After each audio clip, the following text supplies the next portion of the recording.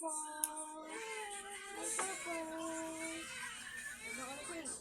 tayo guys. So, hipon ang ulam natin. Kain tayo. Yummy. Okay, good. Sinigang na hipon ang ulam natin ngayon. Sinabawan natin para medyo ano naman sa sustansya.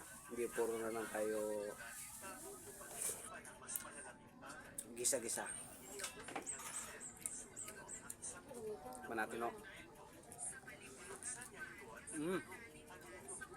Okay.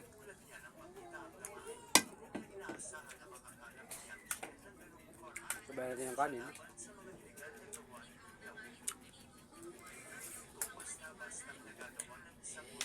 Ayos.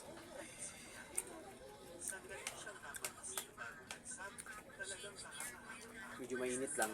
Parang damigin konti.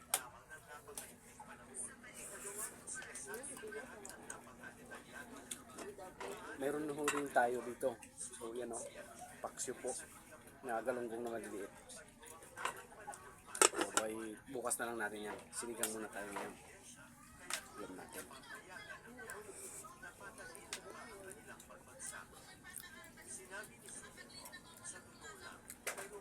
Malang kilo ng isda ngayon eh.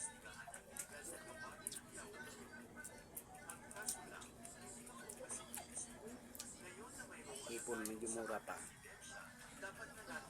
Ipon muna tayo.